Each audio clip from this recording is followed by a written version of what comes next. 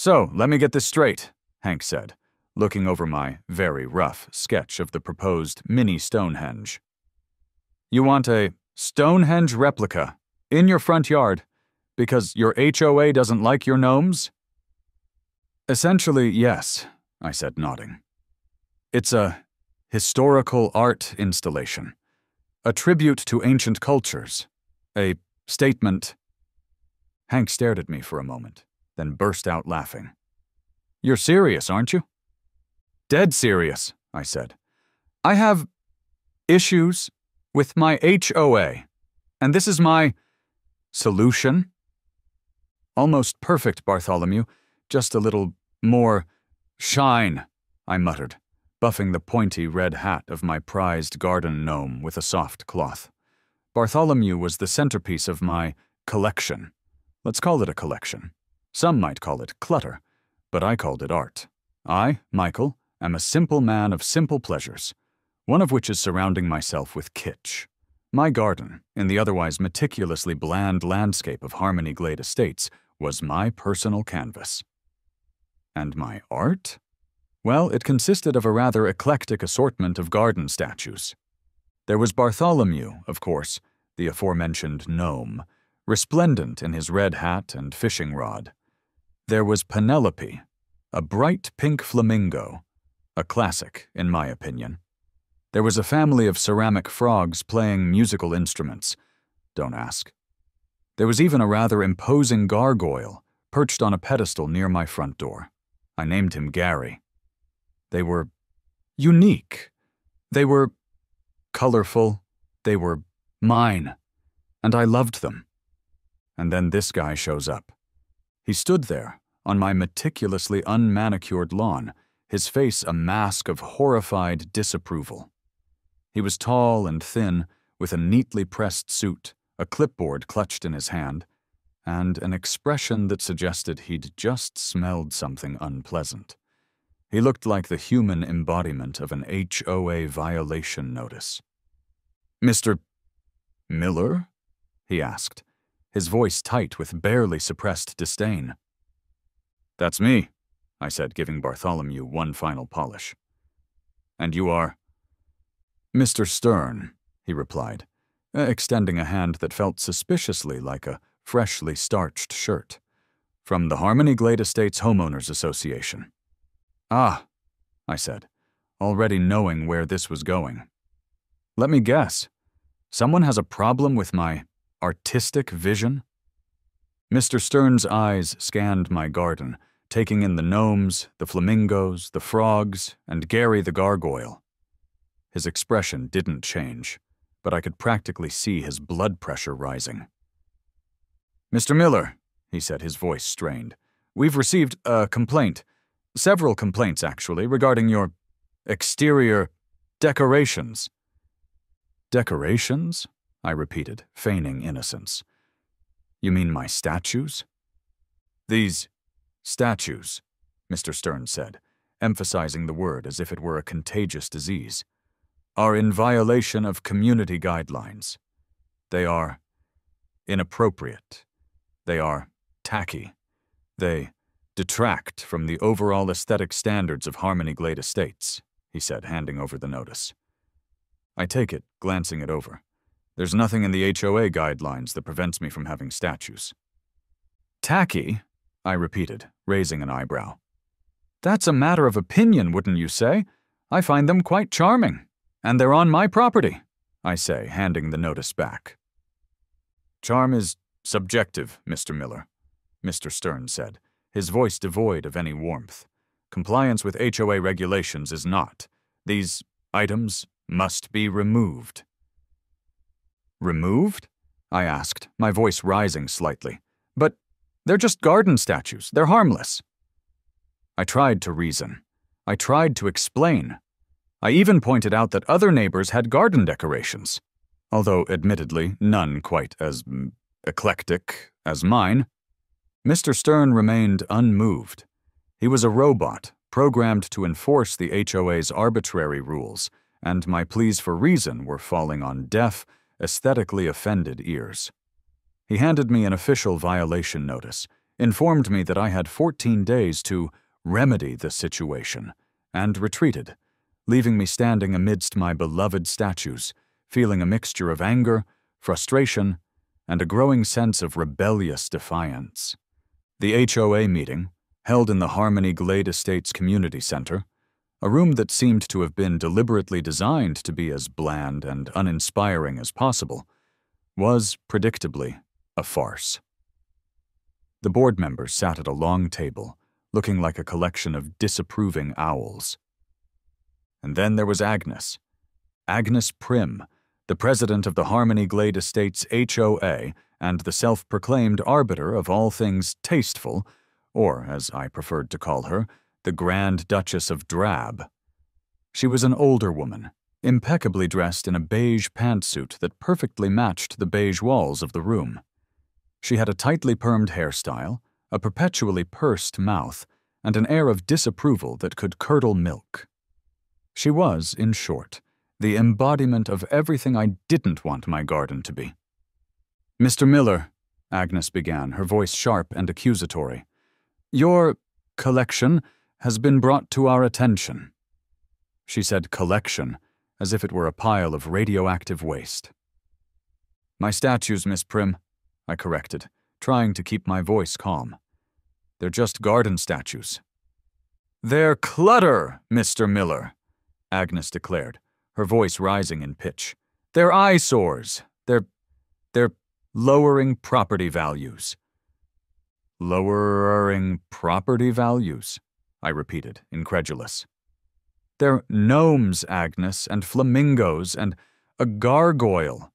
I hardly think they're going to cause a real estate crash." "They're distracting," she continued, ignoring my comment. "They're offensive. They're not in keeping with the harmonious aesthetic of Harmony Glade Estates." "Harmonious aesthetic?" I said, looking around the room. "You mean beige?" A few nervous coughs echoed through the room. Agnes's face turned a shade of red that clashed violently with her beige outfit. "Mr. Miller," she said, her voice dangerously low, "are you familiar with the HOA bylaws?" "I've read them," I said, "and I don't recall seeing anything that specifically prohibits garden statues. As long as they're not hazardous or obscene, I believe I'm within my rights." "The bylaws are open to interpretation, Mr. Miller," Agnes said with a smug smile. "And my interpretation is that your decorations are unacceptable." I tried to reason with her. I explained that the statues were important to me, that they brought me joy, that they were a form of personal expression. I even pointed out that other neighbors had garden decorations, although, admittedly, none quite as bold as mine. The other board members mostly just sat there, looking uncomfortable or bored, except for one, a younger woman with a mischievous glint in her eye. I suspected she might be a secret gnome enthusiast, but Agnes, she was unmoved. "The statues," she declared, slamming her gavel down with a force that made everyone jump, "must be removed. You have 1 week, Mr. Miller, and you are hereby fined $200 for violating the community aesthetic standards of Harmony Glade Estates." Aesthetic standards. It was a garden. I walked out of that meeting, my blood boiling, my sense of injustice reaching critical levels. Agnes Prim had declared war on my gnomes, my flamingos, my gargoyle, and on me. And I, Michael Miller, was not about to surrender. 1 week. That's all the time Agnes Prim, in her infinite, beige-tinted wisdom, had given me to remove my beloved garden statues. 1 week to dismantle my carefully curated collection of gnomes, flamingos, frogs, and Gary the Gargoyle. 1 week to surrender to the forces of HOA enforced conformity. 1 week to absolutely, positively not comply. I, Michael Miller, was not a remover of statues. I was a collector of statues, a defender of garden art, a champion of kitsch. and I was not about to let Agnes Prim and her band of beige-loving bureaucrats dictate what I could and couldn't have in my own yard. It wasn't just about the statues anymore. It was about principle. It was about freedom of expression. It was about the right to have a slightly tacky, utterly delightful garden, filled with whatever whimsical creatures my heart desired. This was an attack, not just on my garden, but on me, on my right to express myself, to surround myself with things that brought me joy, to have a garden gnome fishing in a plastic pond. My internal monologue was a raging torrent of defiance. They want to take away my statues? I muttered to myself, pacing my living room. Fine, let them try. But they're going to have to pry them from my cold, dead, gnome-clutching hands. I needed a plan, a strategy, a way to fight back, to defend my artistic vision, to annoy Agnes Prim as much as humanly possible. And then, inspiration struck. It happened, as most of my best and worst ideas do, while I was browsing the internet, procrastinating instead of doing something productive. I was researching HOA legal battles, looking for precedents for cases where homeowners had successfully challenged ridiculous rules. And then I stumbled upon an article about Stonehenge. Stonehenge, the ancient monument in England, the mysterious circle of standing stones, Wait a minute. A slow smile spread across my face. A crazy idea, a gloriously absurd idea began to take shape in my mind. It was ridiculous. It was over the top. It was perfect. My weapon of choice, as always, was the Harmony Glade Estates HOA bylaws. That ridiculously long, incredibly detailed, and utterly infuriating document held the key to my salvation. I knew it. I just had to find it. I spent hours poring over the pages, searching for a loophole, a weakness, a glimmer of hope. I focused on the sections about landscaping, exterior decorations, and approved structures. And then I found it. Tucked away in a section titled Restrictions on Exterior Art and Landscaping was a clause that prohibited modern art installations and non-traditional landscaping elements. But, and this was the crucial part, there was an exception. A vague, ambiguous, wonderfully exploitable exception. Historical replicas and structures of cultural significance, the clause stated, were permitted, provided they met certain, vaguely defined criteria. Historical replicas, I muttered, my grin widening. Structures of cultural significance. Oh, I could work with that, very easily. The HOA wanted history? I'd give them history. I'd give them something so historically significant that it would make Agnes Prim's head spin. My plan was simple in its audacity. I wouldn't remove my statues. I would add to them. I would build a monument, a historical replica, a miniature Stonehenge, right there in my front yard. It would be, of course, a scaled-down version. I wasn't trying to recreate the actual Stonehenge, although that would have been epic, but it would be recognizable. A circle of standing stones with lintel stones balanced on top, creating that iconic prehistoric silhouette.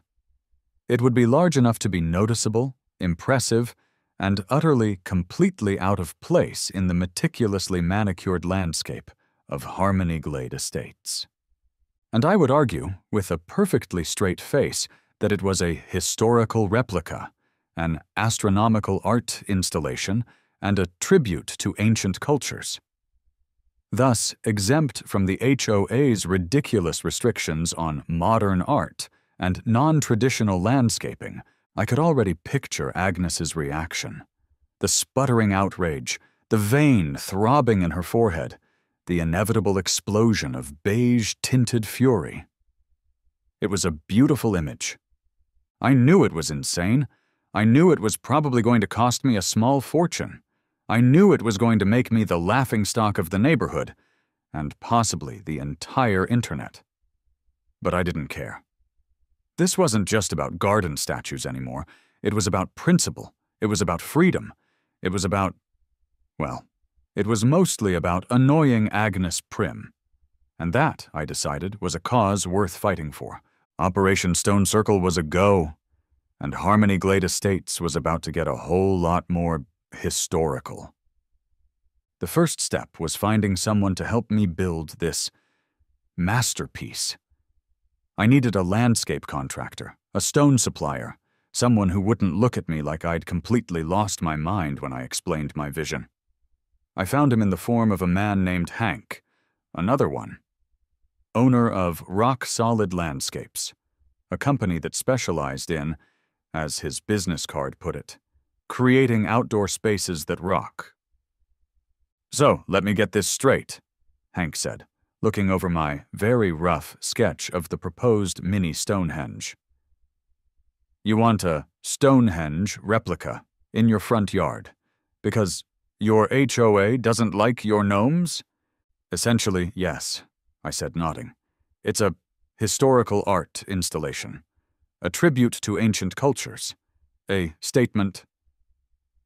Hank stared at me for a moment, then burst out laughing. "You're serious, aren't you?" "Dead serious," I said. "I have issues with my HOA, and this is my solution." "I love it," Hank said, grinning. "This is going to be the most interesting project I've worked on all year, but it's not going to be cheap." "I don't care about cheap," I said. "I care about impact. And I have plenty saved up for this." We discussed the details. The size, substantial but not too substantial. I didn't want to violate any actual building codes. The materials, large stones or possibly concrete replicas for practicality. The arrangement, a classic circle with lintel stones, of course. And most importantly, the timeline, as soon as possible. The construction process was, to put it mildly, a spectacle. Trucks arrived, carrying tons of stones, or, as it turned out, very realistic-looking concrete replicas. Actual stones would have been prohibitively expensive, and probably would have crushed my lawn. A small crane was used to lift the lintel stones into place. Workers swarmed over my yard, digging, hauling, and assembling my miniature monument to ancient history. The neighbors, as expected, were captivated. They gathered on their sidewalks, watching the construction with a mixture of shock, amusement, disbelief, and a growing sense of what on earth is that man doing. I even saw a few of them taking pictures. I suspected my mini Stonehenge was about to become the talk of Harmony Glade Estates. My internal monologue was a constant stream of triumphant pronouncements. "Take that, Agnes Prim," I muttered to myself as the stone circle began to take shape. "Enjoy your harmonious aesthetic now." I imagined her face, contorted with rage, her perfectly coiffed hair, probably standing on end. It was a beautiful thought. Of course, there was a minor hiccup. A visit from Mr. Stern, the HOA's ever-vigilant and ever-uncomfortable enforcer. "Mr. Miller?" he stammered, looking up at the partially constructed Stonehenge. "What exactly is this?" "It's a historical replica, Mr. Stern," I said with a perfectly straight face. "A tribute to ancient cultures, a landscape enhancement." "A replica?" he repeated, his voice laced with disbelief. "Of what?" "Stonehenge," I said, as if it were the most obvious thing in the world. "You know, the famous prehistoric monument in England?" Mr. Stern stared at me, speechless for a moment. Then he pulled out his clipboard and started scribbling furiously. I need to consult with the board," he mumbled, and retreated, looking utterly defeated. I, of course, had all my paperwork in order. Building permits, HOA bylaws, highlighted, of course, and even a completely fabricated certificate of authenticity for my historical replica. I was prepared for a fight. But as the mini Stonehenge neared completion, I felt a growing sense of satisfaction. It was more than just a pile of rocks. It was a symbol of defiance, a symbol of creativity, a symbol of, well, of a homeowner who'd had enough of ridiculous HOA rules. It was absurd, it was over the top, it was perfect, and it was going to drive Agnes Prim absolutely crazy. The unveiling of Stonehenge Jr., as I'd affectionately and sarcastically named it, was a moment for the ages. Or, at least, for the ages of Harmony Glade Estates. It stood there, in my front yard, in all its scaled-down, historically inaccurate glory, a circle of mostly concrete stones, topped with slightly wobbly lintel stones, creating a monument to, well, to my defiance of the HOA. And of course, Agnes Prim arrived within minutes. She didn't even bother to park her car properly. She just screeched to a halt on the street, leaped out, and stormed towards my yard, her face a mask of pure, unadulterated outrage. "What?" she bellowed, her voice echoing through the previously quiet neighborhood. "Have you done?"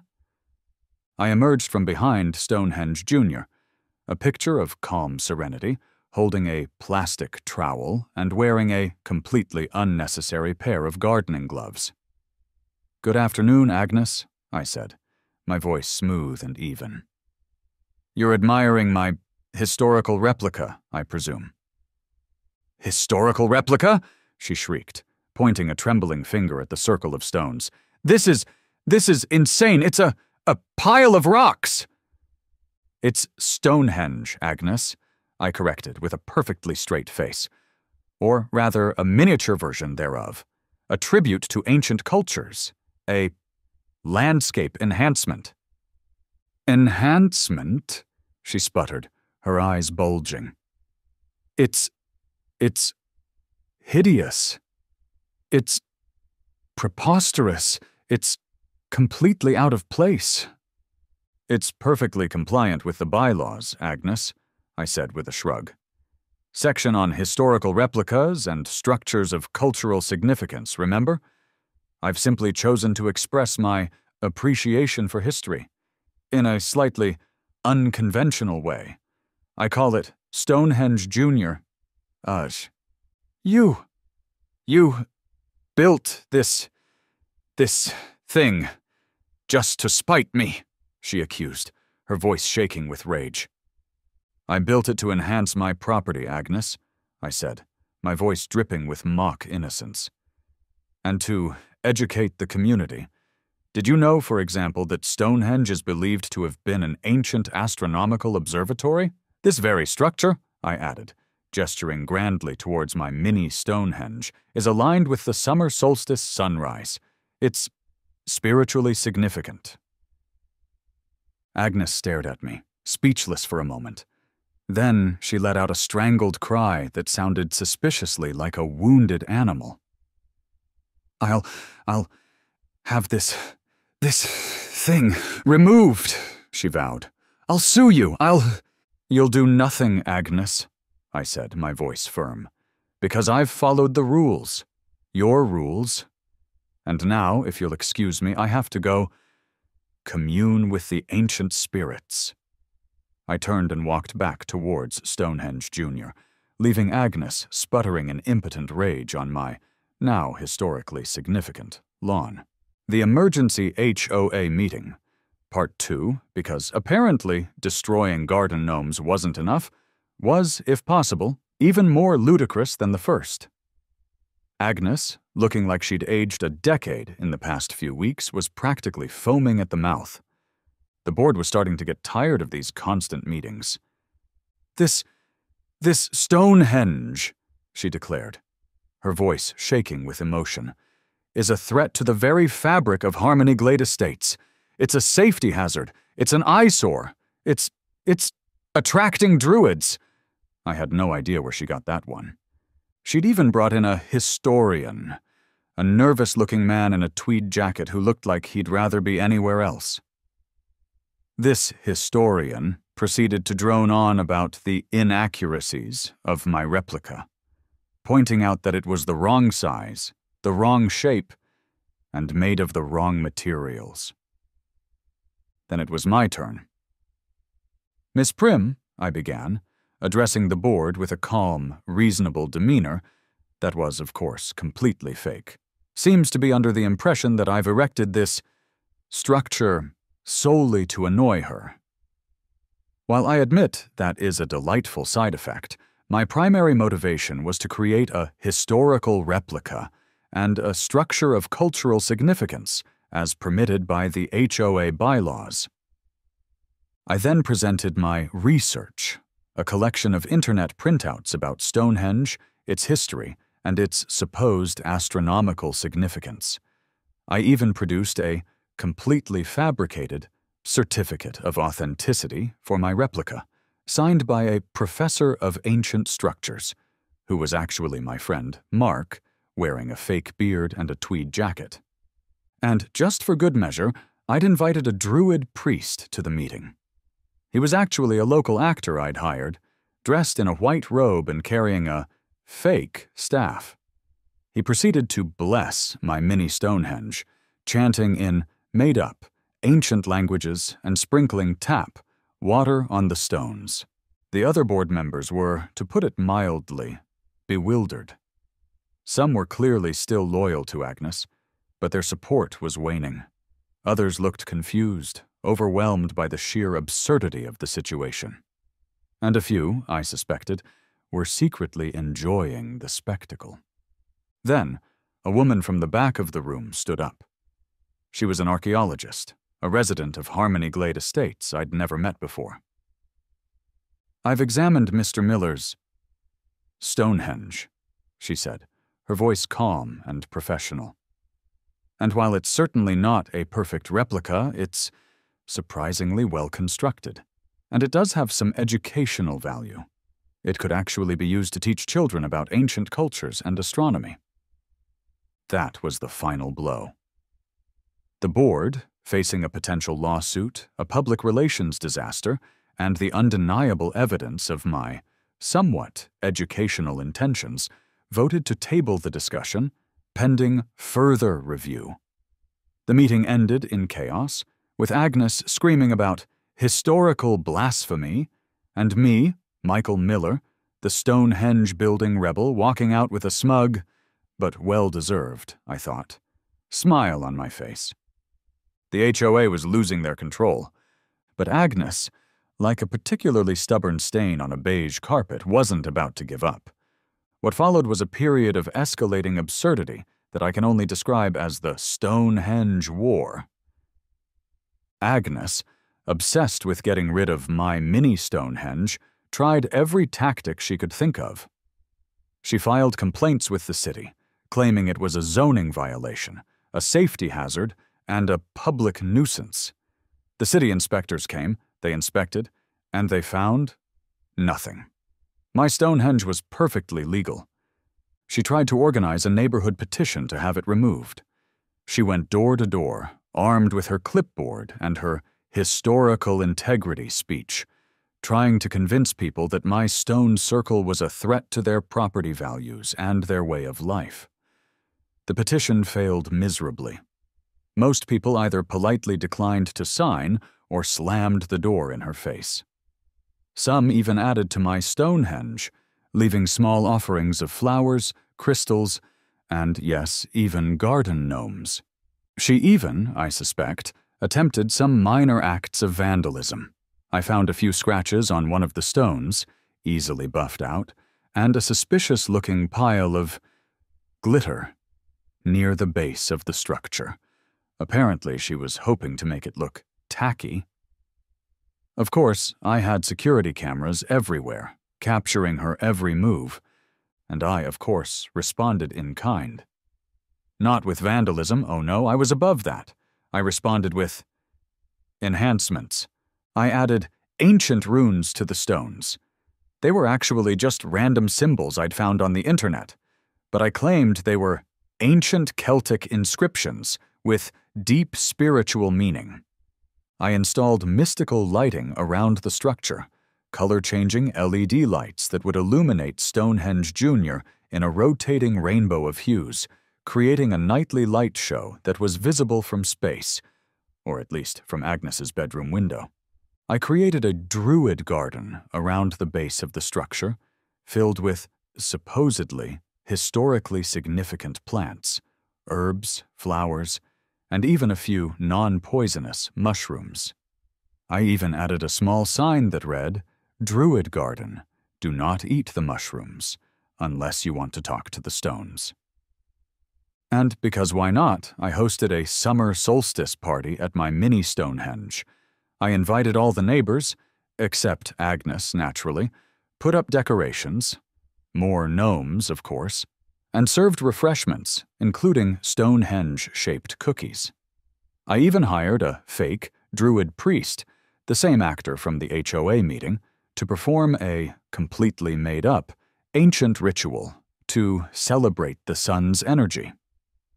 The local news showed up, filming a segment about the quirky homeowner who built a Stonehenge replica in his front yard, and the ongoing feud with his HOA.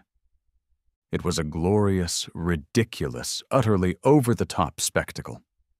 And with each passing day, with each new escalation, I could feel Agnes's frustration growing, her power waning, her sanity slipping. The Stonehenge had become more than just a pile of rocks.